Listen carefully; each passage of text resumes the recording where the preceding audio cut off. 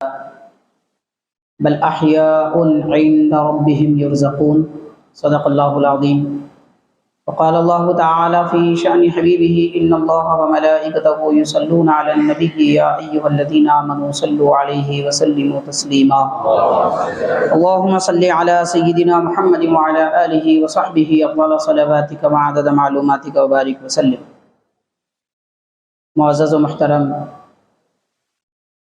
امام و خطیب صاحب قبلہ دامت برکاتہم و معزز حاضرین مکرم سامعین منتظمین جلسہ، السلام علیکم ورحمۃ اللہ وبرکاتہ. کلام مجید فرقان حمید میں خالق کائنات نے انبیاء کرام کا ذکر فرمایا اور حضور نبی کریم رحمۃ للعالمین صلی اللہ علیہ وسلم کا ذکر پاک قرآن مجید کی ہر آیت میں موجود ہے. ان کے علاوہ خالق کائنات نے قرآن پاک میں جہاں نماز، روزہ، زکوٰۃ، حج کے احکام سکھائے اور بتائے، وہیں پروردگار نے نبی پاک صلی اللہ علیہ وسلم کے جانثاروں کا بھی ذکر فرمایا ہے. ان جانثاروں میں اور ان محبت فرمانے والوں میں اہل بیت کرام کی شخصیتیں اور صحابہ کرام کی شخصیتیں ہیں. معزز حاضرین، آج کی ہماری عظیم الشان محفل سید الشہداء امام عالی مقام سیدنا امام حسین رضی اللہ تعالی عنہ کے ذکر پاک اور آپ کے واقعہ شہادت اور اس کی تفصیلات سننے کے لیے منعقد کی گئی ہے. اللہ تعالیٰ کا ہمیں شکر بجا لانا چاہیے کہ پروردگار نے اس پرفتن دور میں جہاں لوگ خیر کی بات سننے کے لیے متوجہ نہیں رہتے اور مصروفیتیں لوگوں کی اتنی زیادہ ہیں کہ وہ اچھے اور دینی محفلوں میں بیٹھنا پسند نہیں کرتے، ایسے موقع پر بھی اللہ تعالیٰ نے ہمیں اس پاک محفل میں آنے، جمع ہونے اور سننے کی توفیق عطا فرمائی. اس پر رب کا شکر کرنا چاہیے. حاضرین کرام، کیونکہ اللہ تبارک و تعالیٰ کی مرضی اور اس کے ارادے کے بغیر، خالق کائنات کی مرضی اور اس کے ارادے کے بغیر کوئی کام کوئی مسلمان اپنے طور پر نہیں کر سکتا جب تک کہ اللہ تعالیٰ اسے توفیق نہ دے. تو ہمارا یہاں پر جمع ہونا بھی خالق کائنات کی توفیق کی بنیاد پر ہے. معزز حاضرین، قرآن پاک میں رب تبارک و تعالیٰ نے ارشاد فرمایا، یہ ارشاد فرمایا کہ جو لوگ اللہ کی راہ میں شہید کر دیے گئے ہیں، جن کو اللہ تبارک و تعالیٰ کی راہ میں مارا گیا ہے، اے لوگو تم انہیں مردہ گمان نہ کرو، مردہ نہ سمجھو، وہ زندہ ہیں، اللہ تعالیٰ کے پاس انہیں رزق دیا جاتا ہے. اس آیت پاک میں شہدائے اسلام کی حیات کا ذکر کیا جا رہا ہے. یعنی جو لوگ اللہ کی راہ میں شہید ہوئے ہیں، اپنی جان قربان کیے ہیں، وہ زندہ ہیں. زندگی ایک بڑی دولت ہے. خاص طور پر دنیا میں زمین کے اوپر رہنے والے لوگ اس کی اہمیت کو اچھی طرح جانتے ہیں، اور جو لوگ دنیا سے جا چکے ہیں قبر میں ان کو زندگی کی اہمیت اور زیادہ معلوم ہو رہی ہے، کیونکہ یہ زندگی ہماری آخرت بنانے کے لیے بھیجی گئی ہے. لیکن حاضرین کرام، زمین کے اوپر والی زندگی مقررہ ہے، وقتیہ ہے، اور یہاں سے جانے کے بعد والی زندگی باقی ہے، دائمی ہے. اللہ تبارک و تعالیٰ نے شہیدوں کو وہ زندگی عطا فرمائی جو دائمی ہے اور باقی ہے. تو اس زندگی کا ذکر اللہ تبارک و تعالیٰ قرآن مجید میں فرما رہا ہے، اور یہ بھی فرما رہا ہے کہ انہیں رزق دیا جاتا ہے. کس رزق کی یہاں پر بات کی جا رہی ہے؟ کیا کھانے پینے کے متعلق گفتگو کی جا رہی ہے، یا دنیا میں انسان جن کھانوں کا محتاج ہوتا ہے، ضرورت مند ہوتا ہے، کیا اس کا ذکر کیا جا رہا ہے؟ تو حاضرین کرام، شہدائے کرام کو اس وقت دنیا کے کھانوں کی ضرورت نہیں ہے، نہ ہی دنیا کے رزق کی ضرورت نہیں ہے. اور ایک بات کی میں وضاحت کرتا چلوں کہ رزق جس کو کہتے ہیں وہ صرف کھانے کو نہیں کہتے. علم بھی ایک رزق ہے، عقل، فہم، سمجھ بھی ایک رزق ہے، سمجھداری بھی ایک رزق ہے، اور دل میں ایمان کی کیفیت کا بڑھتے رہنا بھی ایک رزق ہے. تو رزق کا اطلاق ہر اللہ کی نعمت پر بولا جاتا ہے. ہم سمجھتے ہیں خالی کھانے پینے کا نام رزق ہے. تو اللہ تبارک و تعالیٰ فرما رہا ہے کہ شہیدوں کو خالق کائنات دائمی زندگی اور وہاں کے حالات کے اعتبار سے رزق عطا فرمایا ہے. انہیں مردہ گناہ سمجھو بھی نہیں، گمان بھی مت کرو. تو پتہ چلا کہ شہید اللہ کی راہ میں جو لوگ اپنی جان قربان کیے ہیں ان کو زندگی رب نے عطا فرمائی، تو جو زندہ ہوتے ہیں وہ سمجھدار ہوتے ہیں، جو زندہ ہوتے ہیں وہ عقل والے ہوتے ہیں، جو زندہ ہوتے ہیں ان کے لوگ محتاج ہوتے ہیں۔ تو جو شہید ہیں زندہ رہنے والے لوگ بھی ان کے محتاج ہیں۔ محتاج اس معنی میں ہے کہ وہ اللہ کی قربتوں میں ہے۔ تو جب یہ قوم جو زمین کے اوپر زندہ ہے وہ اللہ کے پاس زندہ رہنے والوں کا ذکر کریں گے، ان کی خدمت میں ہدیہ ایصال ثواب کریں گے، ان کی یاد منائیں گے، تو وہ اللہ کے بندے اللہ کی قربتوں میں، رب کی نزدیکیوں میں زمین پر رہنے والے زندہ لوگوں کا ذکر فرمائیں گے۔ تو اب غور کیجئے کہ ہمارا ذکر کرنا زیادہ بہتر ہے یا پھر ان کا ذکر کرنا زیادہ بہتر ہے؟ تو ہم ذکر کرتے ہیں زمین کے اوپر اور وہ ذکر کرتے ہیں اللہ تعالیٰ کے پاس، ان لوگوں کا جو ان کی یاد میں رہتے ہیں۔ یہ بات میں اس لیے عرض کر رہا ہوں، قرآن پاک کی آیت ہے، اے لوگو جب تمہیں تحفہ دیا جائے وَإِذَا حُيِّيتُم بِتَحِيَّةٍ فَحَيُّوا بِأَحْسَنَ مِنْهَا أَوْ رُدُّوهَا، کہ لوگوں جب تمہیں تحفہ دیا جائے تو تم اس تحفے کو تو لوٹاؤ یا اس سے اچھا تحفہ دو۔ تو آج ہم عقیدتوں اور محبتوں کے پیمانے لے کر شہدائے کربلا اور حضرت امام علی مقام رضی اللہ تعالیٰ عنہ کی یاد میں جمع ہے۔ تو امام حسین رضی اللہ تعالیٰ عنہ کی خدمت میں آپ کے ذکر کا تحفہ، آپ کے سیرت پاک سننے سنانے کا تحفہ اور آپ کی خدمت میں ہدیہ ایصال ثواب کا تحفہ جب پیش کیا جاتا ہے تو امام علی مقام رضی اللہ تعالیٰ عنہ دربار الہی میں موجود رہ کر ہمیں اپنی شان و عظمت اور اپنی اقتدار و طاقت کے مطابق تحفہ عطا فرماتے ہیں۔ تو ہمارا یہاں جمع ہونا اس لیے نہیں ہے کہ ہم کچھ دے رہے ہیں، بلکہ اس لیے ہے کہ ہم بہت کچھ لے رہے ہیں۔ حاضرین کرام، حضرت سید الشہداء امام علی مقام امام حسین رضی اللہ تعالیٰ حضور پاک صلی اللہ علیہ وسلم کے نواسوں میں پیارے نبی صلی اللہ علیہ وسلم کو سب سے زیادہ محبوب نواسے ہیں۔ نبی پاک صلی اللہ علیہ وسلم سے عرض کیا گیا کہ حضور آپ کن سے زیادہ محبت فرماتے ہیں؟ تو حضور پاک صلی اللہ علیہ وسلم نے اپنے دو مقدس نواسوں کا نام لیا اور فرمایا کہ میں میرے نواسے حسن اور حسین رضی اللہ تعالیٰ عنہما سے میرے خاندان میں اہل بیت میں سب سے زیادہ محبت کرتا ہوں۔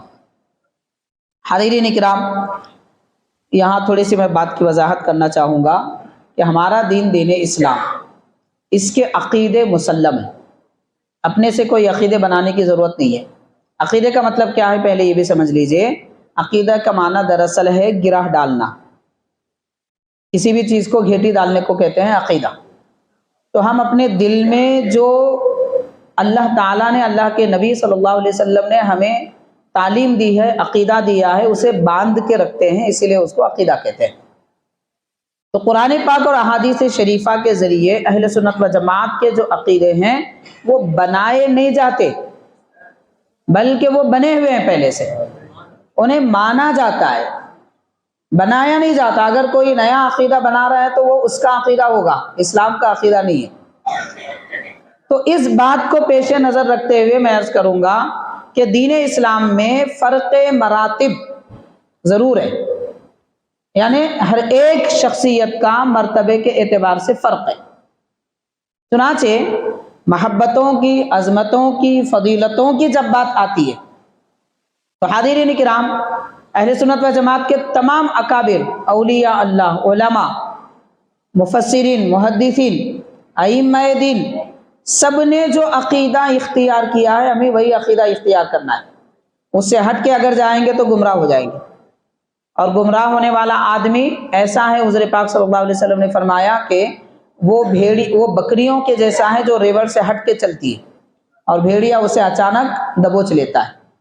تو جو لوگ گمراہی کے راستے پہ آ جاتے ہیں، یعنی عقیدہ اہل سنت اور بزرگوں کے عقیدے کو چھوڑ دیتے ہیں، اکابر کے عقیدے سے ہٹ جاتے ہیں، نیا عقیدہ بنا لیتے ہیں، شیطان ان کو بھیڑیے کی طرح اپنی لپیٹ میں لے لیتا ہے۔ لہذا اب میں وضاحت کرنا چاہوں گا۔ حضور پاک صلی اللہ علیہ وسلم سے عرض کیا گیا، صحیح بخاری ترمذی کی حدیث ہے، حضور آپ کس سے زیادہ محبت فرماتے ہیں؟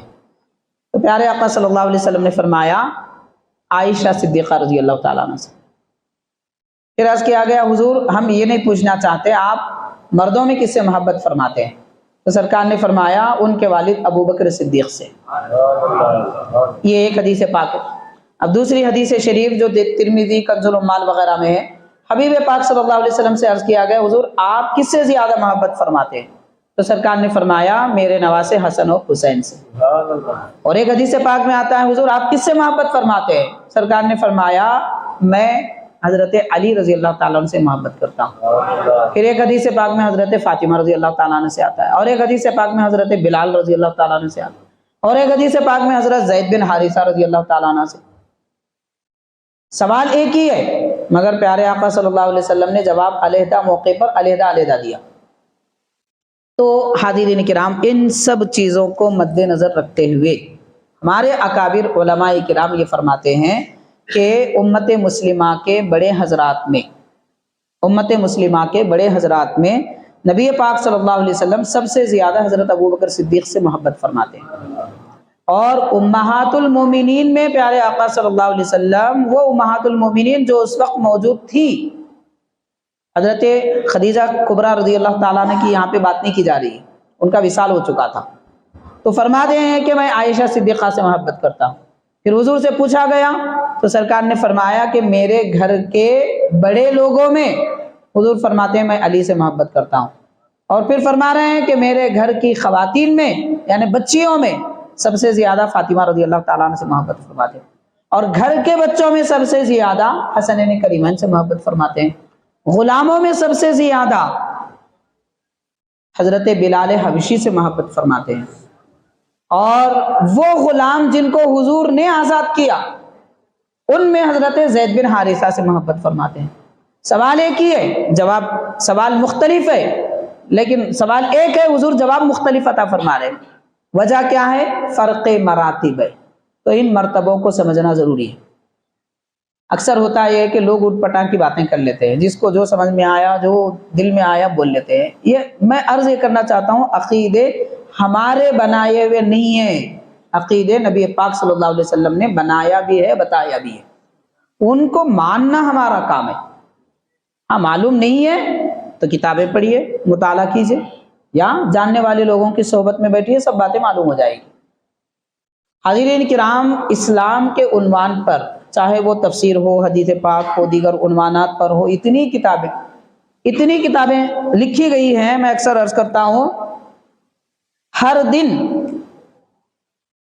50 صفحات بھی اگر کوئی ایک کتاب کے پڑھے اور 50 سال بھی اسے مل جائے تو کتابیں ختم نہیں ہوں گی، لیکن افسوس کی بات ہے کہ ہماری عمریں بھی 50 سال ہو جاتی ہیں مگر ہم 50 صفحے نہیں پڑھتے، تو اسی وجہ سے ہمیں بنیادی جو عقیدے ہیں ان کے بارے میں پتہ نہیں چلتا۔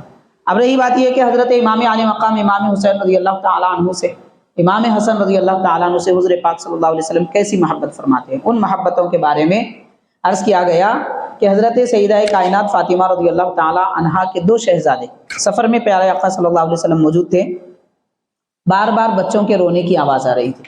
حضور پاک صلی اللہ علیہ وسلم نے خیمے کے قریب تشریف لے جا کر، خواتین کے خیمے کے قریب تشریف لے جا کر فرمایا کہ بیٹا فاطمہ میرے بچے کیوں رو رہے ہیں؟ تو عرض کرتی ہیں کہ حضور ہم سفر میں ہیں، پانی نہیں ہے اور بچے پیاس سے رو رہے ہیں۔ تو پیارے آقا نے فرمایا کہ لاؤ مجھے ان کو میری گود میں دو۔ چنانچہ حضرت فاطمہ رضی اللہ تعالیٰ عنہ نے پہلے امام حسن رضی اللہ تعالیٰ عنہ کو ڈیرا ہٹا کر حضور کی خدمت میں پیش کیا۔ پیارے آقا صلی اللہ علیہ وسلم نے انہیں اپنی گود میں لیا اور اپنی زبان مبارک امام حسن کے منہ میں رکھا، اور امام حسن جو کم عمر تھے، شیر خار بچے تھے، چوسنے لگے حضور کی زبان مبارک، تو اس کے بعد خاموش ہو گئے۔ پھر امام حسین کو گود میں لیا، سرکار نے ان کے منہ میں بھی اپنی زبان مبارک عطا فرمائی، وہ بھی چوسنے لگے، پھر خاموش ہو گئے، یعنی سرکار دو عالم صلی اللہ علیہ وسلم کی زبان مبارک سے انہیں وہ پانی ملا جو پیاس بجھاتا ہے۔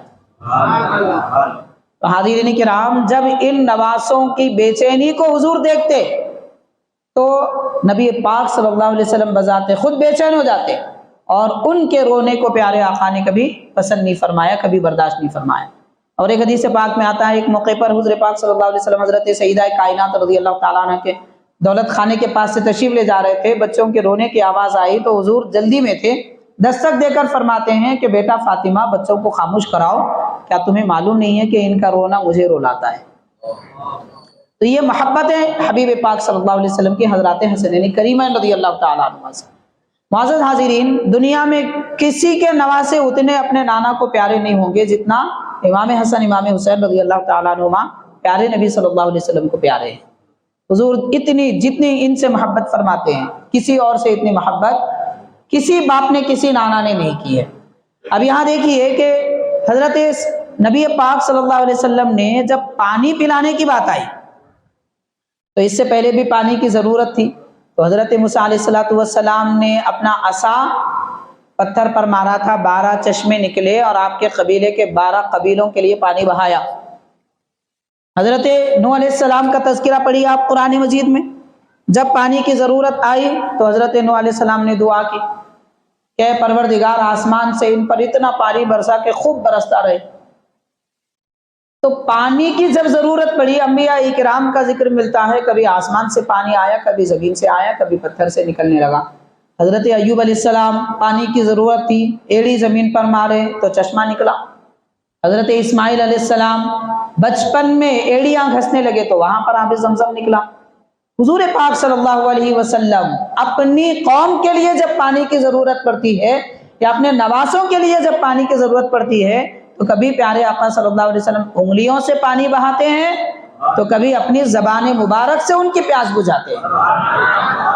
یعنی حبیب پاک یہ بتانا چاہتے ہیں کہ میری امت اور میرے نواسے یہ دنیا کے پانی کے محتاج نہیں ہے، میں انہیں اپنے جسم کا پانی پلاؤں گا۔ اور ایک بات یہ بھی یاد رکھیے کہ انسان کے جسم سے جب پانی نکلتا ہے، اگر وہ تھوک کی شکل میں نکلتا ہے تو بدبودار ہوتا ہے، ناک کی شکل میں نکلتا ہے تو ناپسندیدہ ہوتا ہے، زخم کی شکل میں اگر نکل جائے تو ناپاک ہو جاتا ہے، اور پیشاب کی شکل میں نکلے تو انتہائی نجس۔ لیکن اللہ تعالیٰ نے ہمارے آقا کو کیسا پاک بنایا کہ حضور پاک صلی اللہ علیہ وسلم کے جسم پاک سے پانی نکلتا ہے تو وہ پاک ہی نہیں ہوتا، جس کو دیا جاتا ہے ان کو بھی پاک کر دیتا ہے، ان کو بھی پاک کر دیتا ہے اور ان کی پیاس بھی بجھاتا ہے۔ نہ صرف پیاس بجھاتا ہے، اب میں عرض کرنا چاہوں گا کہ حاضرین کرام، میں بالترتیب تو واقعات کربلا آپ کے سامنے پیش نہیں کر سکوں گا، بڑا طویل وقت اسے درکار چاہیے۔ سیدھا متفرق طور پر کچھ واقعات جو میدان کربلا میں یا اس کے درمیان میں امام عالی مقام سے پیش آئے وہ عرض کرنے کی کوشش کروں گا۔ حضرت سیدنا امام حسین رضی اللہ تعالیٰ عنہ مکہ شریف سے کوفہ تشریف لے جا رہے تھے۔ راستے میں ایک شخص آئے، ایک چھوٹے سے قصبے سے آپ گزر رہے تھے، وہاں گاؤں والوں کو معلوم ہوا کہ امام حسین کی یہاں سے سواری جا رہی ہے اہل بیت کرام کے ساتھ، تو ابن مطیع نامی ایک شخص آپ کی خدمت میں آئے۔ علامہ ابن کثیر رحمۃ اللہ علیہ نے اپنی کتاب البدایہ والنہایہ میں اس واقعے کو نقل فرمایا ہے۔ تو حضرت ابن مطیع رحمۃ اللہ علیہ آتے ہیں، عرض کرتے ہیں کہ حضور آپ کوفہ تشریف لے جا رہے ہیں، میری گزارش ہے کہ آپ کوفہ نہ جائیے۔ اب ایک بات یاد رکھیے کہ امام حسین جب کوفہ جانے کا ارادہ فرماتے ہیں تو کسی نے آپ کو نہیں کہا کہ آپ جائیے، ہر ایک نے منع کیا کہ آپ مت جائیے، کیونکہ کوفہ والے دھوکے باز ثابت ہوئے، کوفہ والے دھوکے باز ثابت ہوئے، تو لہٰذا حضرت ابن مطیع بھی حاضر ہوتے ہیں، عرض کرتے ہیں آپ مت تشریف لے جائیے۔ لیکن امام عالی مقام رضی اللہ تعالیٰ عنہ ہر ایک کو یہی جواب دیتے ہیں کہ کیا جواب دیتے ہیں؟ اس جواب کا ذکر حضرت محدث دکن سیدی عبداللہ شاہ نقشبندی رحمۃ اللہ علیہ اپنی کتاب شہادت نامہ میں ذکر فرماتے ہیں۔ امام عالی مقام نے یہ جواب دیا کہ دراصل میرے نانا میرے آقا صلی اللہ علیہ وسلم کا حکم اور حضور پاک صلی اللہ علیہ وسلم کا ایک راز ہے، میں وہ راز اپنے سینے میں چھپائے رکھا ہوں، میں اسے پورا کرنے کے لیے کوفہ جا رہا ہوں۔ اب ظاہری طور پر دیکھا جائے حضرت امام عالی مقام کوفہ کیوں گئے؟ ایک وجہ تو یہ تھی، میں اصل بات کی طرف آ رہا ہوں، ابن مطیع کے واقعے کی طرف آ رہا ہوں، اس سے کنیکشن والی بات ہے، اس کو پوری کر لیں۔ تو حاضرین کرام، امام عالی مقام کوفہ اس لیے تشریف لے گئے کہ کوفہ والوں نے خط لکھا تھا۔ کتنے خط تھے؟ بتایا جاتا ہے تقریباً 2,500 سے 3,000 خطوط تھے، اور بڑے بڑے قبیلوں کے بڑے امیروں نے، قبیلے کے سرداروں نے وہ خط لکھے تھے۔ اور کتنی تعداد تھی؟ ان لوگوں نے لکھا کہ تقریباً 10 لاکھ لوگ آپ کے ہاتھ پر بیعت کرنے کے لیے تیار ہیں۔ 10 لاکھ لوگ کوفہ میں امام عالی مقام کے ہاتھ پر بیعت کرنے کے لیے آپ کو خلیفہ ماننے کے لیے تیار ہیں۔ حاضرین کرام، اب سوال یہ ہے، کیا مدینہ پاک میں امام حسین کو کسی نے خلیفہ نہیں مانا تھا؟ کیا مکہ شریف میں امام حسین کو کسی نے اپنا امیر اور خلیفہ نہیں مانا تھا؟ ایسی بات نہیں ہے، ایسی بات نہیں ہے۔ حضرت عبداللہ بن عمر صحابی رسول ہیں، حضرت عبداللہ بن عباس صحابی رسول ہیں، حضرت عبداللہ بن زبیر صحابی رسول ہیں، اور خود امام عالی مقام کے بھائی محمد ابن حنفیہ اور دیگر کئی ایک صحابہ کرام وہاں موجود تھے۔ ان حضرات نے جب یزید کی دھمکی آئی امام حسین کو مدینہ پاک میں، تو ان حضرات نے آگے بڑھ کر کہا کہ آپ ہاتھ بڑھائیے، ہم آپ کے ہاتھ پہ بیعت کریں گے، آپ کے بھائی امام حسن کے بعد ہمارے خلیفہ امیر المومنین آپ ہیں۔ صحابہ کرام اتفاق رکھتے تھے اس بات پر، لیکن امام عالی مقام فرماتے ہیں کہ میں خون خرابہ نہیں چاہتا، میں فساد نہیں چاہتا، مسلمانوں کا آپس میں اختلاف مجھے پسند نہیں ہے۔ آپ فرماتے ہیں اگر یزید نے سلطنت کا دعویٰ کیا ہے تو کر لینے دو، لیکن میں اپنے سے خلافت کا اعلان نہیں کروں گا۔ صحابہ اکرام کہتے ہیں ہم تیار ہیں، آپ کو امیر مانتے ہیں۔ تو آپ فرماتے ہیں جب تک کہ کوئی معاملہ سامنے نہ آ جائے، فیصلہ اچھی طرح سامنے نہ آ جائے، میں اس پر پیش قدمی نہیں کروں گا۔ آپ اگر چاہتے تو صحابہ اکرام کی بیعت کو قبول فرما لیتے، لیکن آپ نے یہ قبول نہیں کیا۔ پھر کوفہ کیوں گئے؟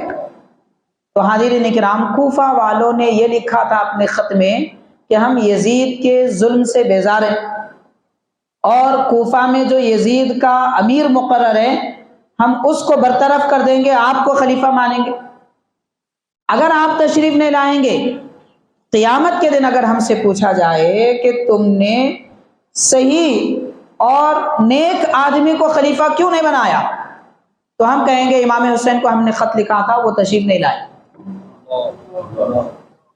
تو امام عالی مقام رضی اللہ تعالیٰ عنہ آخرت میں جواب دہی سے بچنے کے لیے کوفہ تشریف لے گئے۔ کوفہ جانے کا مطلب یہ نہیں تھا کہ آپ کو سلطنت چاہیے، بادشاہت چاہیے، حکومت چاہیے، دولت چاہیے۔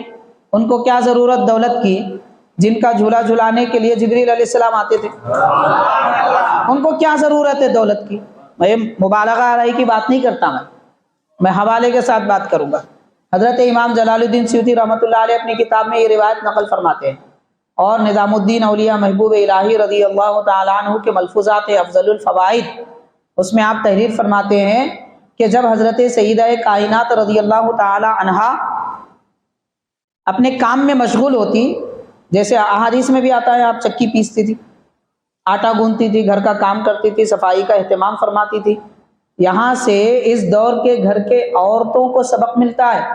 سیدہ کائنات اور جنتی عورتوں کی سردار ہو کر اپنے گھر کا کام خود کرتی تھی، اور آج عورتیں کہہ رہے ہیں کہ نہیں ہمیں نوکرانی چاہیے، ہم ساس کی خدمت کیوں کریں، شوہر کی خدمت کیوں کریں۔ اگر سیدہ کائنات فاطمہ رضی اللہ تعالیٰ عنہ سے محبت ہے تو طریقہ انہی کا اختیار کرنا چاہیے۔ تو حاضرین کرام، جب حضرت سیدہ کائنات کام میں مشغول ہوتی، حضرت حسنین کریمن جھولے میں ہوتے اور رونے لگتے، اللہ تبارک تعالیٰ حکم فرماتا جبریل جاؤ میری بندی فاطمہ کے کام میں خلل نہ ہو، اس لیے ان کے بچوں کا جھولا جھولاؤ۔ یہ محبوب الہی نظام الدین اولیاء رحمۃ اللہ علیہ فرماتے ہیں۔ امام جلال الدین سیوطی رحمۃ اللہ علیہ جو حضرت محبوب الہی سے بھی پہلے کے بزرگ ہیں، مصر کے بڑے عالم دین ہیں، 500 کتابوں کے مؤلف ہیں۔ کوئی عالم اس وقت دنیا میں ان کی کتاب پڑھے بغیر عالم نہیں بنتا۔ وہ عالم دین لکھتے ہیں کہ جبریل علیہ السلام حسنین کریمین کا جھولا جھلانے کے لیے آتے تھے، تو انہیں دولت کی کیا ضرورت تھی، سلطنت کی کیا ضرورت تھی؟ اور حاضرین، کوفہ ایسا کون سا بڑا شہر تھا کہ جہاں دولت پانے کے لیے امام حسین جائیں؟ امام حسین کو اگر مقابلہ کرنا ہوتا اور خلافت حاصل کرنا ہوتا تو سیدھا دمشق یزید کے پاس جا کر حملہ کرتے تھے۔ آپ کو کیا ضرورت تھی کوفہ جانے کی؟ اور دیکھیے، بہرحال میں عرض یہ کرنا چاہتا ہوں کہ امام عالی مقام رضی اللہ تعالی عنہ کوفہ کسی اور مقصد کے لیے نہیں جا رہے ہیں۔ حضرت محدث اکرم فرماتے ہیں امام حسین کے دل میں ایک راز نبوی ہے، اور وہ راز قیامت کے دن کھلے گا۔ دنیا میں اب تک کسی کو نہیں معلوم حضرت کوفہ گئے کیوں، شہادت پائے کیوں، بچوں کو کٹایا کیوں، گھر لٹایا کیوں، کسی کو نہیں معلوم. یہ راز نبوی ہے، پیارے آقا صلی اللہ علیہ وسلم کا راز ہے، کسی کو معلوم نہیں. قیامت کے دن جہاں اور دوسرے راز بھی کھلیں گے، امام حسین کی شہادت کا راز بھی کھلے گا. یعنی شہادت امام حسین کی بات عقل میں آنے والی چیز نہیں ہے، ماننا ہے. جیسے واقعہ معراج عقل میں نہیں آتا مگر ماننا ہے. اللہ تعالیٰ ہے مگر نہیں دکھتا، ماننا ہے. قبر کا عذاب ہے، ماننا ہے، نہیں دکھتا. ایسے ہی امام حسین کا واقعہ شہادت بھی ایک راز ہے، سمجھ میں نہیں آتا مگر جو ہوا یقیناً ہوا، اس کو تسلیم کرنا ہے. تو بہرحال دنیا کی خاطر آپ نہیں گئے تھے. تو جو بھی کہتے کہ آپ مت جائیے یہ دھوکے باز ہیں، امام حسین فرماتے ہیں میں تو یہی چاہتا ہوں کہ یہ دھوکہ دے، میں تو یہی چاہتا ہوں کہ میری شہادت ہو، میں تو یہی چاہتا ہوں کہ میرا گھر لٹایا جائے، کیونکہ میرا اللہ یہی چاہتا ہے کہ میرا گلا کٹایا جائے میدان کربلا میں. تو جو بات میرے خالق کو پسند ہے، جو بات میرے نبی کو پسند ہے، میں اسی کو پسند کرتا ہوں. تو حاضرین کرام، حضرت ابن مطیع اب یہاں آتے ہیں. حضرت ابن مطیع رحمۃ اللہ علیہ عرض کرتے ہیں کہ حضرت آپ اگر تشریف لے جانے کا ارادہ ہی فرما چکے ہیں تو مجھ پر ایک مہربانی فرما دیجیے کہ میری کھیتی ہے جس کے ذریعے میرے گھر بار کا گزارا ہوتا ہے، لیکن اس کھیتی میں جو کنواں اور پانی کا چشمہ ہے وہ سوکھ چکا ہے. آپ اگر دعا فرما دیں تو شاید وہ پانی سے وہ کنواں بھر جائے. امام علی مقام نے فرمایا کہ تم اپنے کنویں کا پانی تو لاؤ. وہ گئے، کچھ دیر کے بعد پانی لے کر حاضر ہوئے ایک برتن میں. تو امام حسین رضی اللہ تعالیٰ عنہ اس برتن سے پانی پی لیتے ہیں اور پھر بچا ہوا پانی جو منہ میں تھا اس کی کلی اسی پانی میں فرما دیتے ہیں، اور اس کے بعد فرماتے ہیں یہ پانی اپنے کنویں میں ڈال دو. تو حضرت ابن مطیع رحمۃ اللہ علیہ فرماتے ہیں جیسے جا کر میں نے کنویں میں پانی ڈالا، جو کنواں سوکھا ہوا تھا، لاکھ تدبیروں کے باوجود چشمے نہیں نکل رہے تھے، یہ پانی امام حسین کے لعاب دہن کا جیسے میں نے ڈالا کہ پانی کے فوارے نکلے اور کنویں کے کنارے تک پانی آیا اور بہنے لگا. میں پی کر دیکھا تو میٹھا اور ٹھنڈا پانی تھا. تو اب غور کیجئے، امام حسین رضی اللہ تعالیٰ عنہ میدان کربلا میں جو شہادت پائے ہیں، کیا یہ مجبوری کی شہادت تھی؟ کیا آپ کو دریائے فرات کے پانی کی ضرورت تھی؟ کیا آپ واقعتاً پیاسے تھے؟ آپ کی زبان یقیناً پیاسی تھی مگر آپ کا دل پیاسا نہیں تھا. آپ کے جسم کو پیاس کی شدت محسوس ہو رہی تھی مگر آپ کی روح دیدار الہی و قرب نبوی سے سیراب ہو چکی تھی. اور حقیقت میں دیکھا جائے تو آپ کی زبان کو بھی دنیا کے پانی کی ضرورت نہیں تھی. آپ کی زبان مبارک کو بھی جام شہادت کی ضرورت تھی. تو اسی لیے آپ نے جام شہادت پی کر اپنی پیاس بجھائی. امام حسین کی پیاس دنیا کے پانی سے بجھنے والی نہیں تھی، قرب الہی دیدار خداوندی سے وہ پیاس بجھنے والی تھی. اسی لیے امام حسین رضی اللہ تعالیٰ عنہ وہ پینے کے لیے گئے تھے. سب دنیا میں پیاس ہوتی ہے تو پانی پیتے ہیں، شربت پیتے ہیں، جوس پیتے ہیں. امام حسین نے شہادت پی لیا، شہادت پی لیا. اس شہادت میں اللہ کا جلوہ پی لیا، رب کا دیدار پی لیا. حدیث پاک میں آتا ہے، صحیح بخاری کی حدیث ہے، شہید جب جنت میں جائیں گے ان کی شہادت جیسے ہوتی ہے ان کو جنت میں بھیج دیا جاتا ہے. باقی دنیا میں جتنے لوگ ہیں انتقال کے بعد میں فوراً جنت میں نہیں بھیجا جاتا، انہیں جنت کی راحتیں قبر میں دی جاتی ہے، لیکن شہیدوں کو جنت میں بھیج دیا جاتا ہے اور جنت کے پرندوں کے پروں میں ان کی روح رکھ دی جاتی ہے اور وہ اپنی مرضی سے جہاں چاہے پروان چڑھتے ہیں، جہاں چاہے اڑتے پھرتے ہیں، جنت کے باغ کی سیر کرتے رہتے ہیں. تو شہید سے جب پوچھا جائے گا جنت میں کہ تجھے کیا چاہیے، تو شہید کہے گا اے پروردگار مجھے دوبارہ دنیا میں بھیج، دوبارہ زندگی عطا فرما. تو اللہ تعالیٰ فرمائے گا کیا جنت کی نعمتوں سے بیزار ہو گئے؟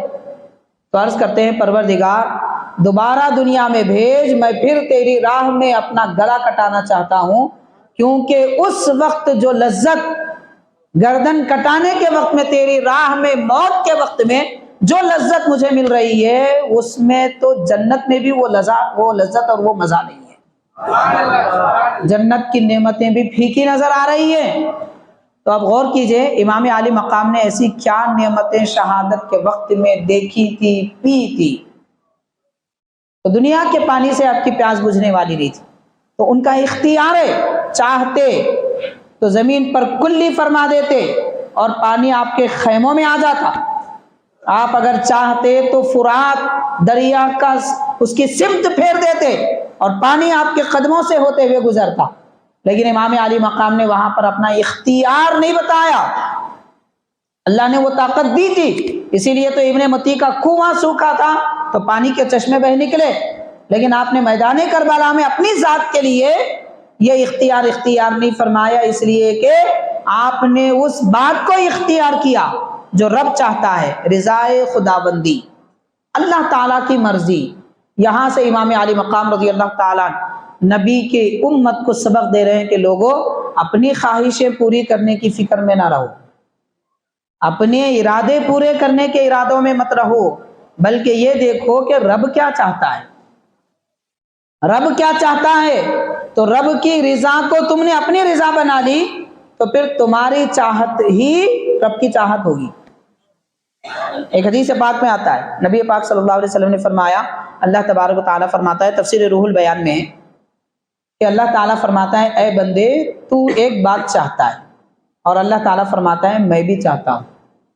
اس کے بعد رب فرماتا ہے کہ میں جو چاہتا ہوں تو اسے اپنی چاہت بنا لے، میں جو چاہتا ہوں تو اسے اپنی چاہت بنا لے، کیونکہ تیری چاہت پوری نہیں ہوگی، چاہت تو میری پوری ہوگی۔ پھر فرماتا ہے اگر تو اپنی چاہت کو میری چاہت کو اپنی چاہت بنا دے، تو میری رضا کو اپنی رضا بنا لے، تو پھر وہی ہوگا جو تو چاہے گا۔ یعنی اگر بندہ یہ چاہتا ہے کہ میں جو چاہے وہ ہو، تو پھر وہ اپنی چاہت نہیں اللہ کی چاہت کو اپنی چاہت بنا لے۔ امام علی مقام واقعہ کربلا، شہادت کربلا کے ذریعے یہی پیام دے رہے ہیں کہ میرے نبی کے امتی ہو، نبی کی چاہت کو، رب کی چاہت کو تم اپنی چاہت بنا لو۔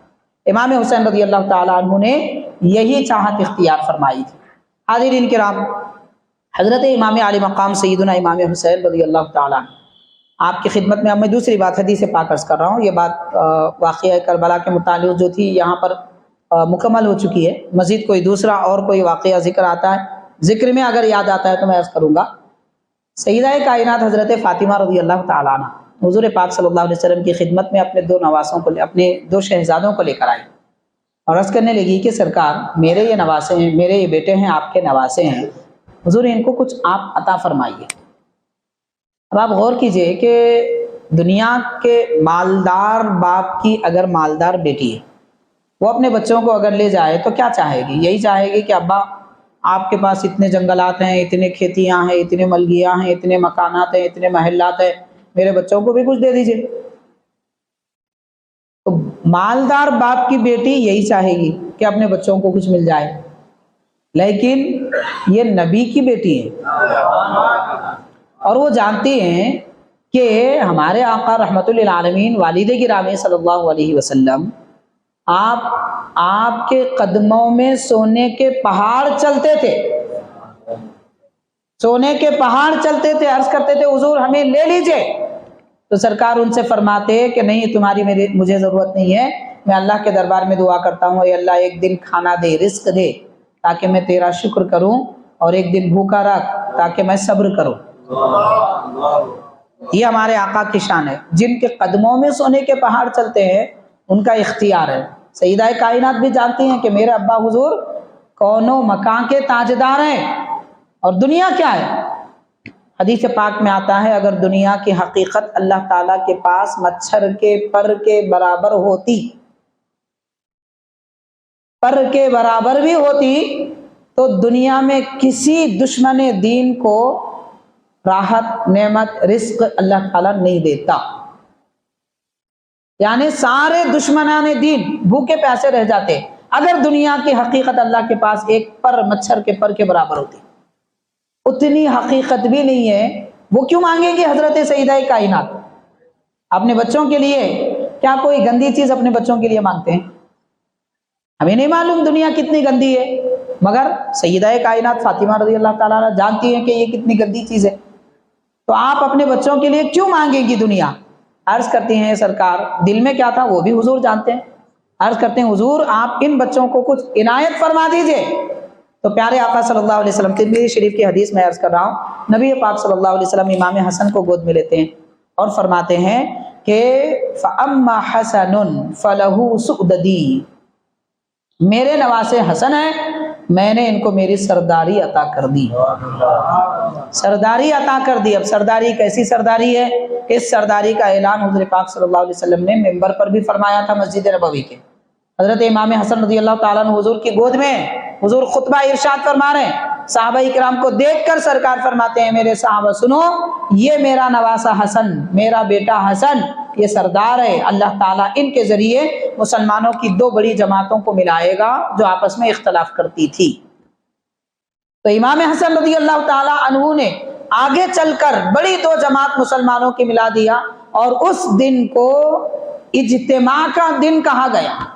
یعنی مسلمان ایک امیر کے ماتحت اتنی بڑی تعداد میں امام حسن کے بعد قیامت تک پھر کبھی جمع نہیں ہوں گے. اتنی بڑی سرداری اللہ تعالیٰ نے آپ کو عطا فرمائی. حاضرین کرام، پھر امام حسین رضی اللہ تعالیٰ عنہ کو حضور پاک صلی اللہ علیہ وسلم اپنی گود میں لیتے ہیں اور ارشاد فرماتے ہیں وَأَمَّا حُسَيْنٌ فَلَهُ جُرْأَتِي وَشَجَاعَتِي، کہ میرے نواسے حسین کو میں نے میری بہادری دی ہے اور میری جرأت مندی دی ہے. تو امام حسین کے پاس جرأت ہے، امام حسن کے پاس سرداری ہے. اور جو سردار ہوتا ہے نا، وہ متحمل ہوتا ہے، خاموش ہوتا ہے، برداشت کرنے والا ہوتا ہے. یہ سردار کی عادت ہوتی ہے، سردار کی صفت ہوتی ہے. بڑبڑانے والا اور لوگوں پہ ظلم کرنے والا سردار نہیں ہوتا. سردار لوگوں کی باتوں کو برداشت کرتا ہے. اور امام حسن نے کتنا برداشت کیا؟ جب آپ کی شہادت کا وقت آیا تو امام حسن رضی اللہ تعالیٰ عنہ کے متعلق آتا ہے کہ امام حسن رضی اللہ تعالیٰ عنہ قے فرماتے ہیں. آپ کو قے ہوتی ہے تو آپ کے جگر کے ٹکڑے نکلتے ہیں. قے میں جگر کے ٹکڑے نکلتے ہیں. امام حسین رضی اللہ تعالیٰ عنہ دیکھ کر پوچھتے ہیں کہ بھائی یہ کیا ہے؟ تو فرماتے ہیں کہ بھائی حسین، یہ پہلی بار نہیں ہے، اس سے پہلے 20 مرتبہ ایسا ہو چکا ہے. مطلب 20 بار آپ کو زہر دیا گیا، لیکن آپ نے کسی سے ذکر تک نہیں کیا. یہ سرداری ہوتی ہے. اتنی تکلیف دی جا رہی ہے لیکن اس کے باوجود آپ نے اپنا درد کسی کو نہیں بتایا. جو اعلیٰ شان والے ہوتے ہیں نا، وہ اپنے مولا اور اپنے درمیان کے معاملات کو چھپا کے رکھتے ہیں، سب کے سامنے ظاہر نہیں کرتے، واویلا نہیں مچاتے. اب جیسے آج ہم مسلمانوں کا حال ہے، تھوڑا بخار آ گیا کہ 10 دوستوں کو فون کر کے بولتے ہیں بھائی طبیعت خراب ہے، بخار ہے، 3 دن سے پریشان ہوں. بیماری بھی اللہ کی نعمت ہے، صحت بھی اللہ کی نعمت ہے. جب صحت کو گلے لگا رہے ہیں تو بیماری سے کیوں دور بھاگتے ہیں؟ ہاں، یہ دعا ضرور کرنا چاہیے کہ پروردگار، بڑے بڑے اکابر بھی یہ دعا کرتے تھے کہ اللہ تبارک و تعالیٰ یہ بیماری پر مجھے صبر عطا فرما، لیکن ایسی بیماری نہ دے کہ غفلت میں اس کی وجہ سے موت ہو جائے. یہ فرماتے تھے اور یہ دعا کرتے تھے کہ اس بیماری کو میرے لیے نتیجہ اخذ کرنے اور عبرت کا ذریعہ بنا. یہ دعا کرتے تھے. بیماری سے چھٹکارے کی دعا ہمارے اکابر نہیں کرتے تھے، شفا کی دعا نہیں کرتے تھے. خیر، ان کا اعلیٰ ظرف ہے، ہم کر سکتے ہیں. ہمارے پاس اتنے برداشت کی قوت نہیں ہے. یقیناً مانگے. سرکار نے خود ارشاد فرمایا اگر تم اللہ سے مانگنا چاہتے ہو تو عافیت مانگو. سب سے بہترین چیز بندہ جو اللہ سے مانگتا ہے وہ کیا ہے؟ عافیت. عافیت کا مطلب مصیبت سے عافیت، بیماری سے عافیت، ذہنی تناؤ سے عافیت، گھر میں ٹینشنوں سے عافیت. اب آپ گنتے جائیے، بولتے جائیے. پیارے آقا کا جملہ ہے، اتنا ہی ہے، مگر اس میں معنی کے سمندر ہے معانی کے. تو حضور فرما رہے ہیں عافیت مانگو. لیکن امام عالی مقام حضرت امام حسن رضی اللہ تعالیٰ، رب کی طرف سے یہ آزمائش آتی ہے تو اسے گلے لگاتے ہیں اور لوگوں کے سامنے ذکر بھی نہیں کرتے. تو امام حسین رضی اللہ تعالیٰ عنہ فرماتے ہیں کہ یہ کس نے کیا؟ اب فرق دیکھیے، سرکار کی سرداری امام حسن کے پاس اور حضور کی جرأت امام حسین کے پاس. اب یہ دو حضرات میں فرق دیکھیے، کس طرح سرکار کی سرداری بھی ظاہر ہوتی ہے، جرأت بھی ظاہر ہوتی ہے۔ تو حاضرین، امام حسن یہ فرماتے ہیں کہ آپ کیا کرو گے جان کر، یہ کس نے کیا پوچھ رہے ہیں، تو جان کر کیا کرو گے؟ تو امام حسین کو غصہ آ جاتا ہے، میں اسے گردن مار دوں گا، اس کی گردن مار دوں گا۔ تو امام حسن فرماتے ہیں کہ صبر کرو، صبر کرو، میں جس کو سمجھتا ہوں کہ اس نے زہر دیا ہے، یقین کے ساتھ آپ نہیں فرما رہے ہیں، آپ جانتے تھے کہ اس نے دیا ہے مگر ظاہر نہیں فرما رہے، تو فرماتے ہیں میں جس کے بارے میں سمجھتا ہوں کہ اس نے زہر دیا ہے، اگر وہ نہ ہو اور ہم سزا دیں تو قیامت کے دن اللہ کے دربار میں کیا جواب دیں گے؟ دیکھیے کتنا صبر ہے، کیسا تحمل ہے، کون برداشت کر سکتا ہے؟ یہ صبر، یہ تحمل، یہ کمال آیا کہاں سے؟ یہ اللہ کے نبی نے اپنے گود میں پرورش فرما کر دیا ہے، یہ ہمارے آقا کی عطائیں ہیں۔ نبی پاک صلی اللہ علیہ وسلم سے نسبت اگر کوئی رکھتا ہے تو پیارے آقا اس کو کیا کیا نعمتیں عطا فرماتے ہیں، اور یہ تو سب سے زیادہ محبوب ہیں دنیا میں، پھر حضور نے ان کو اپنی کیا کیا نعمتیں نہیں دی ہوں گی۔ حاضرین کرام، خواہ اہل بیت ہوں خواہ صحابہ کرام ہوں، ان میں سے کوئی شخصیت خود سے کچھ نہیں ہے، یہ جو بھی ہیں حضور کی عطاؤں سے۔ اب ہمارا تو کچھ ہے نہیں، کیا بول لیں گے؟ یہ ان بڑی ہستیوں کے بارے میں کہہ رہا ہوں کہ یہ جو بھی ہے وہ حضور کی نسبت سے، پیارے آقا کی عطاؤں سے۔ تو حاضرین، امام حسن رضی اللہ تعالیٰ عنہ میں حضور پاک صلی اللہ علیہ وسلم کی سرداری ظاہر ہو رہی ہے، امام حسین فرماتے ہیں میں گردان مار دوں گا۔ اس کے بعد فرماتے ہیں کہ حسین صبر کرو، اور اس کے بعد فرماتے ہیں میرے بعد آپ خلافت کے معاملے میں مت جائیے۔ امام حسن نصیحت فرما رہے ہیں میرے بعد آپ خلافت کے معاملے میں مت جائیے، اس لیے کہ پیارے آقا صلی اللہ علیہ وسلم نے خلافت کو 30 سال تک آخر فرمایا، 30 سال کے بعد پھر خلافت نہیں رہے گی، اگر آپ لینا چاہیں گے تو وہ خلافت نہ ہوگی۔ حاضرین کرام، اب امام حسین رضی اللہ تعالیٰ عنہ کو جو حضور پاک صلی اللہ علیہ وسلم نے شجاعت، بہادری عطا فرمائی، اس بہادری کے ایک دو نمونے آپ دیکھیں۔ مدینہ پاک میں حضرت امام علی مقام رضی اللہ تعالیٰ عنہ اپنا مسکن مدینہ پاک کو بنایا تھا، وہاں پر آپ تجارت بھی فرماتے تھے، دین اسلام کی خدمت بھی فرماتے تھے۔ تو آپ کی تجارت کا جو معاملہ تھا مدینہ کے گورنر سے تھا، اس کا نام غالباً عتبہ ہے، مدینہ کا گورنر تھا۔ تو اتنا بڑا آدمی، گویا کہ ایک زمانے کا آپ سمجھ لیجئے وہ سی ایم ہے، اس طرح ایک ریاست کا سردار، اس سے آپ نے تجارت کا معاملہ کیا، تجارت میں بہت کچھ نفع آیا، تو اس نے امام حسین رضی اللہ تعالیٰ عنہ کا حق نہیں دیا اور ٹال مٹول کرنے لگا، دبا کے رکھنے کا ارادہ ہوا، بڑا فائدہ تھا۔ تو امام علی مقام رضی اللہ تعالیٰ عنہ کو ایک مرتبہ غصہ آ جاتا ہے، اور آپ اس کے دربار میں جلوہ افروز تھے، اور بہت سارے حضرات بھی تھے جن میں صحابہ کرام بھی تھے، تو آپ اس سے فرماتے ہیں کہ اگر تو میرا حق نہیں دے گا تو پھر میری تلوار اگر نیام سے نکل جائے تو تیرا سر گردن پہ نہیں رہے گا، اور میری تلوار کو اپنا حق لینا اچھی طرح آتا ہے۔ آپ بولیے وقت کے سی ایم سے کوئی ایسی بات کر سکتا ہے؟ وقت کے بڑے گورنر سے کوئی ایسی بات کر سکتا ہے؟ یہ امام حسین کی بہادری ہے۔ آپ کسی سے ڈرتے نہیں تھے، خوف و خطر کا کوئی معاملہ ہی نہیں تھا۔ تو حاضرین، اتنے میں ایک صحابی وہاں پر موجود تھے، حضرت عبداللہ بن زبیر رضی اللہ تعالیٰ، وہ عتبہ کے قریب بیٹھے ہوئے تھے، فوراً پلٹ کے امام حسین کے پاس آتے ہیں اور فرماتے ہیں اگر امام حسین کی تلوار نکل گئی تو میں بھی ان کے ساتھ ہوں۔ یہ ہم سمجھ رہے ہیں ہمارے باپ مسلمان تھے، ہم بھی مسلمان ہیں، جو چاہے بول سکتے، نہیں بول سکتے؟ آپ وہی بول سکتے ہیں، وہی سوچ سکتے ہیں، وہی عقیدہ رکھ سکتے ہیں جو قرآن حدیث نے بیان کیا، جو ہمارے اکابر کا تھا، بزرگوں کا تھا، غوث پاک کا تھا، غریب نواز کا عقیدہ تھا۔ یہ عقیدوں کو ماننا ہے ہمیں، اہل غیروں کے عقیدوں پہ چلنا نہیں ہے۔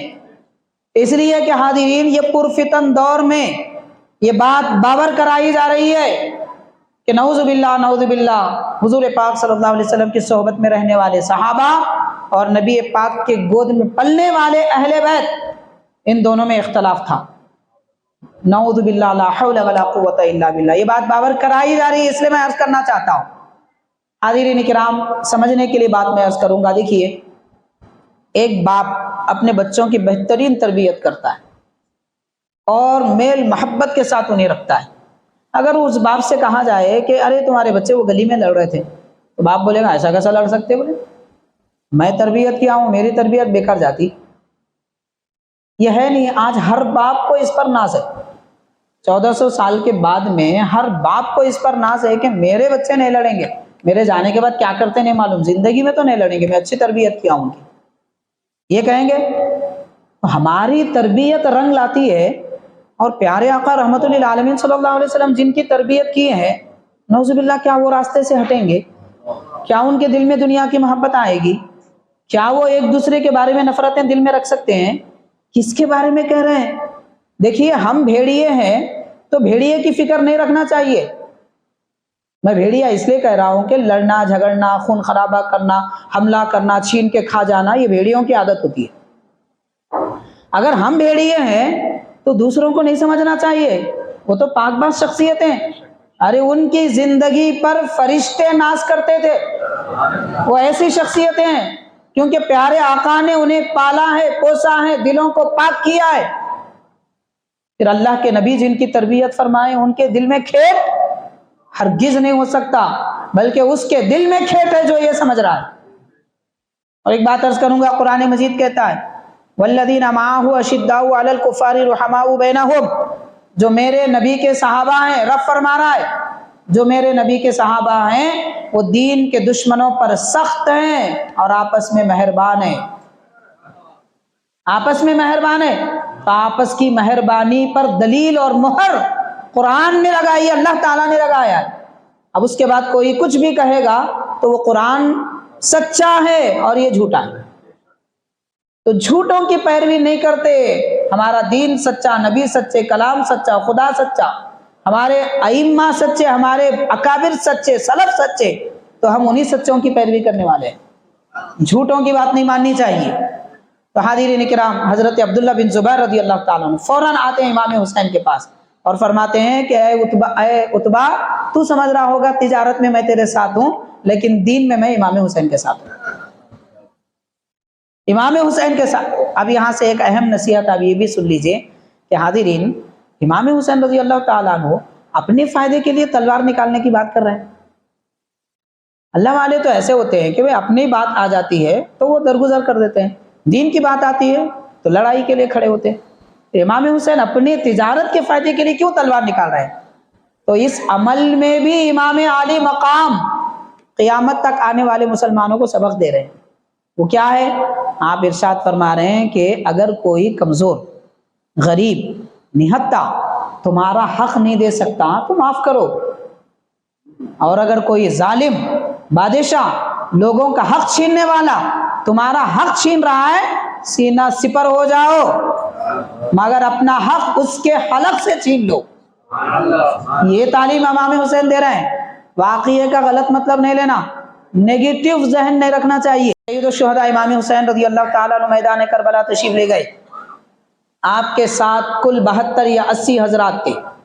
ان میں سے قریب 18 یا 19 اہل بیت تھے، آپ کے گھر والے، یعنی آپ کے سگے بھائی، یعنی حضرت علی رضی اللہ تعالیٰ عنہ کے اولاد امجاد، اور پھر آپ کے بھتیجے، پھر آپ کی بہنیں، امام حسین کی شہزادیاں اور شہزادے، یہ سارے حضرات ملا کر تقریباً 17 یا 19 حضرات تھے. باقی جتنے لوگ تھے 72 سے 80 کے درمیان، باقی جتنے لوگ تھے وہ کون تھے؟ وہ صحابہ کرام تھے، وہ تابعین تھے. ایسے ہی ساتھ آ گئے تھے کیونکہ لڑائی کا کوئی موقع نہیں تھا، لڑائی کی کوئی توقع نہیں تھی، جنگ کے بارے میں سوچا نہیں تھا، وہ تو اچانک مصیبت سامنے آ گئی تھی. تو ان سارے حضرات نے اپنی جانیں قربان کر دی.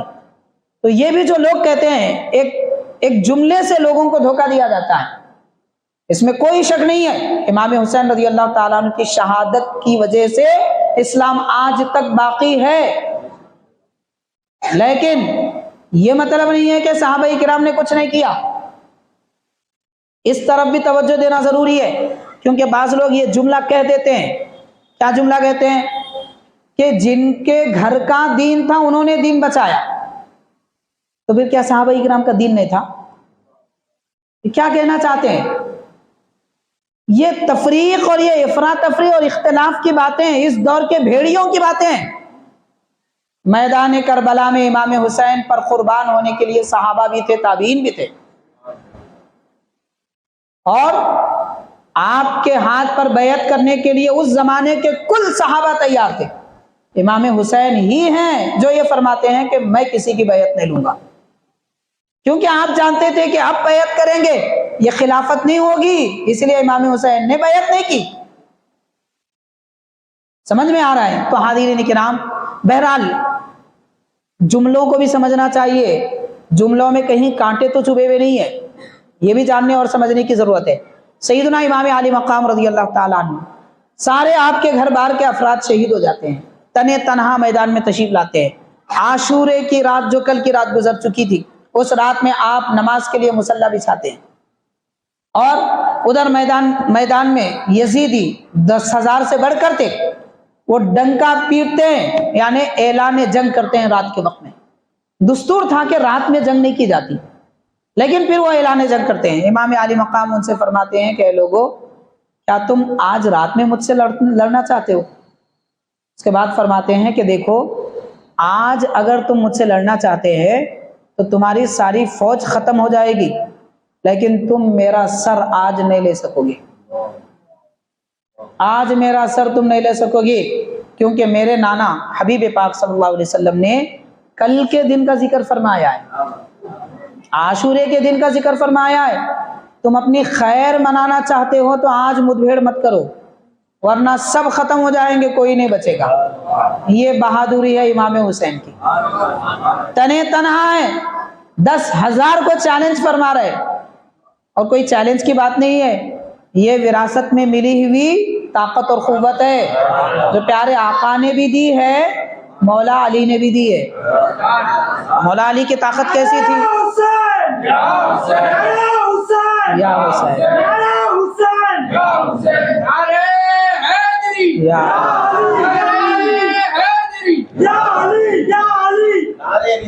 یا رسول اللہ صلی اللہ علیہ وسلم، یا رسول اللہ۔ حاضرین، اب میں حضرت مولا علی کی بہادری کیا ہے یہ بھی سناؤں گا۔ حضرت سیدنا فاروق اعظم رضی اللہ تعالیٰ عنہ کے دور خلافت میں ملک روم سے ایک قاصد آئے، وہاں پر صحابہ کرام جنگ کے لیے گئے ہوئے تھے۔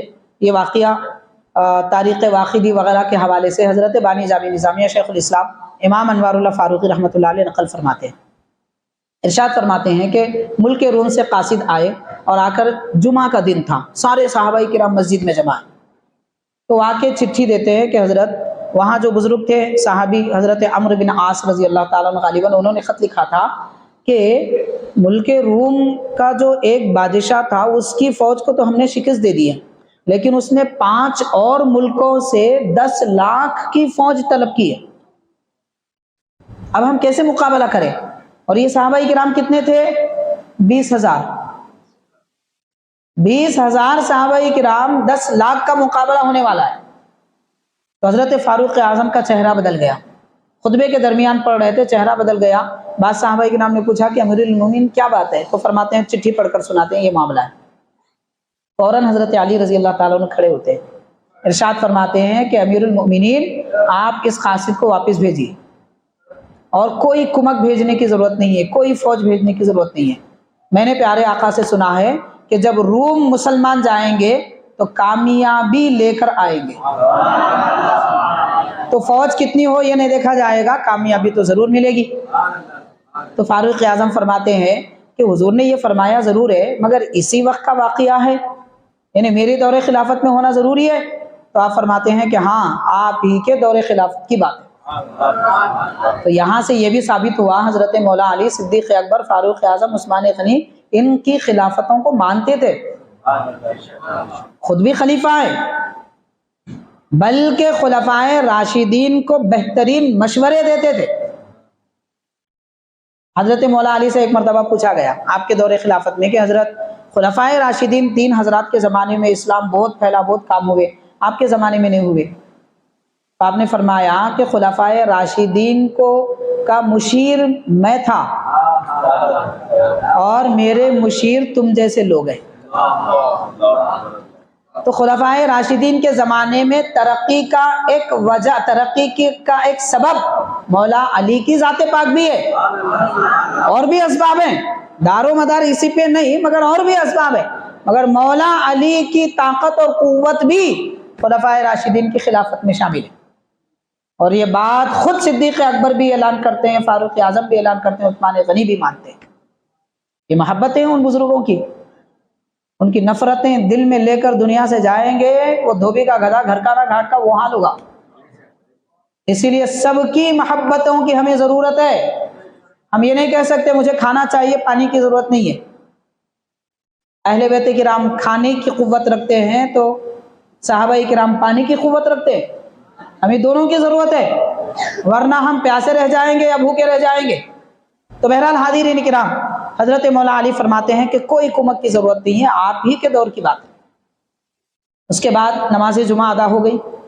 حضرت علی رضی اللہ تعالیٰ عنہ، حضرت عائشہ رضی اللہ تعالیٰ عنہ، حضرت ابن عباس رضی اللہ تعالیٰ عنہ، حضرت امام حسن امام حسین رضی اللہ تعالیٰ عنہ، یہ سب حضرات سرکار کے روضہ اقدس پر حاضری کے لیے کھڑے ہوئے۔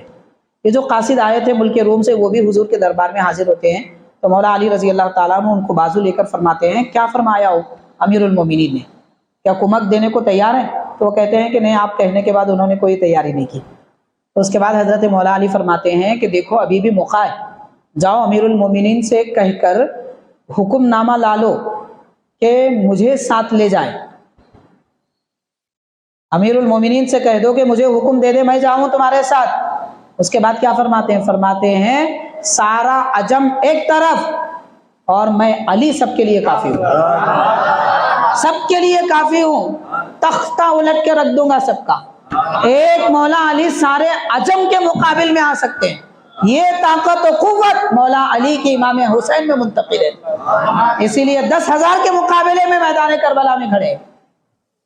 حاضرین کرام، رات بھر عبادت فرماتے ہیں، نماز فجر ادا فرماتے ہیں، اشراق کے بعد میں میدان کربلا میں آتے ہیں۔ صبح سے لے کر ظہر کی نماز کا وقت ہونے تک، زوال تک آپ مقابلہ فرماتے ہیں۔ اپنی تلوار اور ایک ہاتھ میں نیزہ تھا، وہ نیزے سے لوگوں کے حملوں کو روکتے تھے، تلوار سے اس کی گردن مارتے تھے، اور ایسے ایسے وار کیے ہیں کہ ایک مرتبہ سر پہ وار پڑی تو دشمن 2 ٹکڑے ہو جاتا تھا، سر سے پاؤں تک 2 ٹکڑے ہو جاتا تھا، اتنا کاری زخم ہوتا تھا امام علی مقام رضی اللہ تعالیٰ عنہ۔ قوت کس کی تھی؟ تو حاضرین کرام، امام علی مقام رضی اللہ تعالیٰ عنہ کے جسم مبارک پر 72 نیزے اور تلواروں کے زخم تھے۔ زوال کا جب وقت آتا ہے تو نڈھال ہو جاتے ہیں اور زمین پر اتر آتے ہیں، تلوار زمین پر ٹیک کر فرماتے ہیں میں جنگ بندی کا اعلان کرتا ہوں، اب نماز کا وقت ہے۔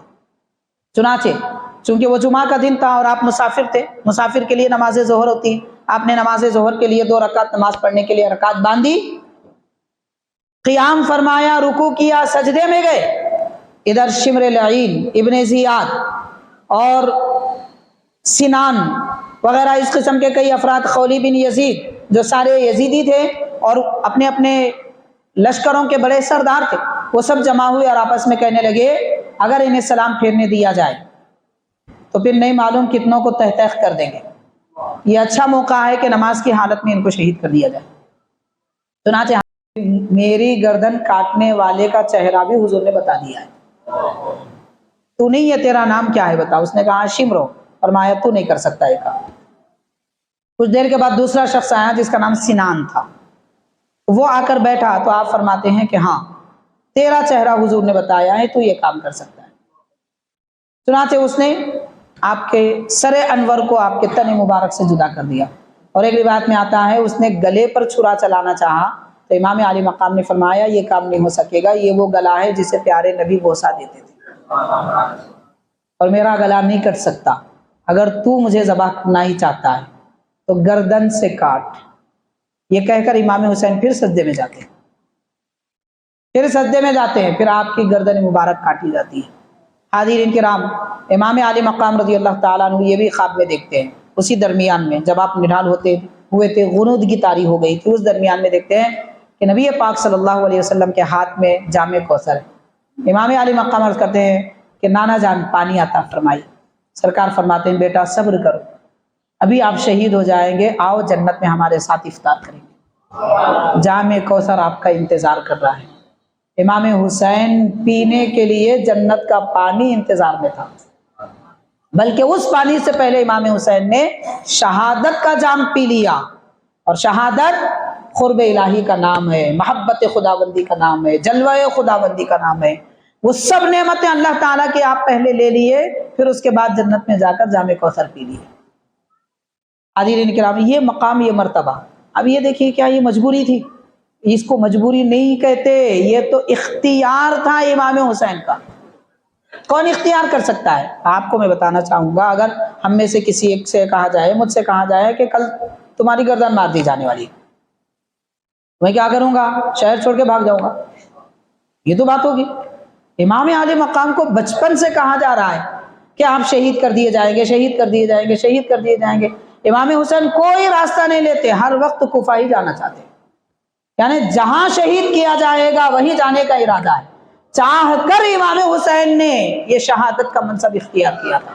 اسی لیے حضرت عبداللہ بن عباس رضی اللہ عنہ فرماتے، امام حسین کی شہادت حضرت عثمان غنی رضی اللہ عنہ کی شہادت جیسی ہے، کیونکہ عثمان غنی رضی اللہ تعالیٰ عنہ طاقت و قوت رکھتے ہوئے بھی دشمنوں سے لڑائی نہیں کی، مقابلہ نہیں کیا، 40 دن بھوکے پیاسے رہے، گھر میں ان کو بند کر دیا گیا، اور آپ کے پیٹھ پر خنجر گھونپا گیا، مگر آپ نے اف نہیں کہا۔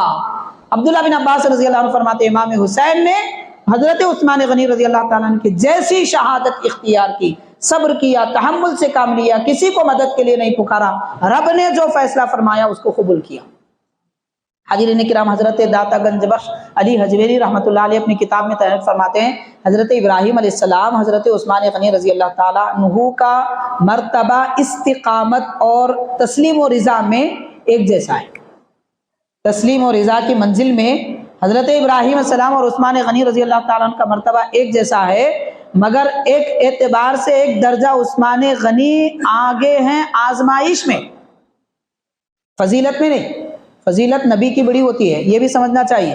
میں جملے سوچ سمجھ کے کہہ رہا ہوں تاکہ عقیدہ بھی نہ بگڑے سننے والوں کا، مرنے کے بعد مجھے بھی جواب دینا ہے۔ کیا بولا تھا؟ فرشتے پکڑیں گے، زبان گدی میں سے نکال دیں گے۔ یہ بیان کرنا آسان کام نہیں ہے، جو چاہے بول لیے، نہیں چلنے والا ہے۔ بڑے ذمہ داری کی بات ہے، خود اپنے لیے، دوسروں کے لیے ہوگا جو بھی ہوگا، جو بول رہا ہے وہی سب سے بڑا ذمہ دار ہے۔ تو اس لیے میں عرض کر رہا ہوں، ابراہیم علیہ السلام نبی ہے، فضیلت ان کی مسلم ہے، وہ عثمان غنی سے، صدیق اکبر سے بھی افضل ہے، لیکن صبر کے درجے میں حضرت عثمان غنی ایک درجہ آگے، آزمائش کے درجے میں ایک درجہ آگے، اور یہ ہو سکتا ہے، خاصیتیں ہر ایک کی الگ الگ خاصیت ہو سکتی ہے۔ تو بہرحال یہ کون، میں نہیں کہہ رہا ہوں، یہ بھی بات پہ آپ ذہن میں رکھیں، داتا گنج بخش علی حجویری رحمۃ اللہ علیہ فرما رہے، جن کے مزار مبارک کے پاس حضرت غریب نواز نے 40 دن ایک پاؤں پہ کھڑے رہ کر چلا کیا تھا، وہ داتا حجویری رحمۃ اللہ علیہ فرما رہے۔ تو حضرت عثمان غنی رضی اللہ تعالی عنہ آزمائش سے نہیں نکلے، حضرت ابراہیم علیہ السلام آزمائش سے نکل گئے، یہ فرق بتا رہے۔ یعنی آگ کو گلے گلزار کر دیا گیا، باغ بنا دیا گیا، اس کے بعد آپ سلامتی کے ساتھ واپس آئے، مگر عثمان غنی رضی اللہ تعالیٰ عنہ کو تو شہید کر دیا گیا۔ تو اس میں آپ ایک قدم آگے ہیں، یہ فرماتے ہیں۔ حضرت ابن عباس فرما رہے ہیں، حضرت عثمان غنی رضی اللہ تعالیٰ عنہ کی شہادت کے مطابق امام حسین کی شہادت ہے۔ تو اب یہ بات کو سامنے رکھتے ہوئے حضرت ابراہیم علیہ السلام کی آزمائش میں آپ کو نجات ملی، مگر امام حسین کے آزمائش میں آپ اس آزمائش کو ہی پی لیا۔ اس اعتبار سے امام حسین بھی حضرت ابراہیم علیہ السلام سے آزمائش میں ایک درجہ آگے، فضیلت ان کی مسلم ہے، مگر ایک درجہ آزمائش میں آپ آگے ہیں۔ یہ مقام ہے سید الشہداء امام حسین رضی اللہ تعالیٰ عنہ۔ بہت ساری ابھی تفصیلات ہیں، کیا کیا بیان کیا جائے، اتنا اتنا اتنا اتنا لکھا ہوا ہے، ماشاءاللہ 10 گھنٹے بھی بولیں گے تو بس نہیں ہوگا، کتنے بزرگوں نے کیا کیا نہیں لکھا ہے۔ ایک دو باتیں عرض کروں گا، اب ذہن میں آ رہی ہے۔ حاضرین، ایک بڑی مشہور سیرت نبی کی کتاب ہے، بڑی مشہور کتاب ہے، اس کا نام ہے معارج النبوہ۔ اس کی غالباً تیسری جلد میں حضرت ملا معین الدین کاشفی رحمۃ اللہ علیہ ہندوستان کے بزرگ ہیں، 700 سال قدیم ہیں، فارسی زبان میں آپ نے کتاب لکھی ہے، اس میں آپ تحریر فرماتے ہیں کہ ایک مرتبہ نماز فجر ادا کرنے کے بعد پیارے آقا صلی اللہ علیہ وسلم حضرت فاطمہ رضی اللہ تعالیٰ عنہ کے گھر کی طرف تشریف لے گئے۔ حضرت علی سے فرمایا آپ بھی ساتھ آؤ، تو وہ ساتھ آئے۔ پیارے آقا صلی اللہ علیہ وسلم کا یہ معمول تھا کہ نماز فجر کے فوری بعد دولت خانے نہیں جاتے تھے، مسجد سے نہیں نکلتے تھے، اشراق کی نماز ادا فرمانے تک مسجد میں جلوہ افروز ہوتے، اس کے بعد صحابہ کرام سے مخاطب ہوتے، ان کے حال دریافت فرماتے، اس کے بعد چلے جاتے۔ یہ معمول کے مطابق گئے، پھر حضرت علی بھی پیچھے گئے، یہ دیکھ کر حضرت ابوبکر صدیق رضی اللہ تعالیٰ عنہ بھی پیچھے آتے۔ تو حضرت فاطمہ رضی اللہ تعالیٰ عنہ کے دولت خانے کے باہر حضرت علی کھڑے، یعنی مولا علی خود اپنے گھر کے باہر کھڑے، سرکار اندر تشریف لے گئے۔ تو حضرت علی رضی اللہ تعالیٰ عنہ کو دیکھ کر ابوبکر صدیق فرماتے ہیں کیا مجھے اندر جانے کی اجازت ہے؟ تو مولا علی فرماتے ہیں نہیں، حضور نے منع فرمایا، کسی کو مت بھیجو فرمایا۔ پھر کچھ دیر کے بعد حضرت صدیق اکبر فرماتے ہیں میں اندر جانا چاہتا ہوں، کیوں اس طرح حضور تشریف لائے اچانک، یہ جاننا چاہتا ہوں۔ یعنی صحابہ کرام کو بے چینی تھی، کیا کوئی رنج کی بات تو نہیں ہے، یہ جاننا چاہتے تھے، اس لیے تفتیش کی بات نہیں تھی، جاسوسی کرنا مقصد نہیں تھا، جیسے آج کل جاسوسی میں لوگ لگے ہوئے رہتے ہیں، انہوں یہاں آئے تو کہیں کو آئے، وہاں گئے تو کیوں گئے، یہاں دکھ رہے تھے، یہ گلی میں دکھ رہے تھے، ارے وہاں نظر آ رہے تھے، اب نے وہ کیا مطلب، خبر میں پوچھتے کون کہاں دکھاتا، کیا کر رہا تھا، کیا کرنے کا تجسس نہیں تھا ان کے پاس، بے چینی کی کیفیت تھی کہ نہیں معلوم کیا رنج کی بات ہے جو سرکار اس طرح اٹھ کے تشریف لے گئے، میں کچھ حل کر سکتا ہوں کیا، خدمت کے لیے آگے بڑھتے۔ تو حضرت علی رضی اللہ تعالیٰ عنہ فرماتے ہیں نہیں نہیں، حضور نے فرمایا ہے نہیں جانا ہے۔ تو حضرت صدیق اکبر نے فرمایا معاملہ کیا ہے یہ تو بتائیے۔ تو حضرت علی فرماتے ہیں میرے گھر میں لڑکے تولد ہوئے ہیں، حسین ان کا نام رکھا گیا ہے، تو پیارے آقا صلی اللہ علیہ وسلم انہیں دیکھنے کے لیے آئے ہیں۔ اور اس کے بعد فرماتے ہیں کہ اس وقت حضور اس لیے تشریف لائے کہ حسین کی زیارت کے لیے آسمان سے فرشتے آ رہے ہیں، امام حسین کی زیارت کے لیے آسمان سے فرشتے آ رہے ہیں، اور میں گن چکا ہوں قریب 4032 فرشتے آ چکے ہیں۔ حاضرین کرام بات مکمل ہو جاتی ہے، پھر حضور پاک صلی اللہ علیہ وسلم فرماتے ہیں ہاں اندر آ سکتے ہیں۔ تو اتنے میں حضرت عمر، حضرت عثمان غنی بھی آ گئے، سب اندر تشریف لے جاتے ہیں، امام حسین کو دیکھتے ہیں۔ اس کے بعد سرکار نے فرمایا علی کیا کہہ رہے تھے، میں نے سنا ہے آپ کچھ کہہ رہے تھے گھر کے باہر۔ تو عرض کرتے ہیں حضور میں نے کہا کہ فرشتے آئے، آپ کو کیسے معلوم فرشتے آ رہے ہیں؟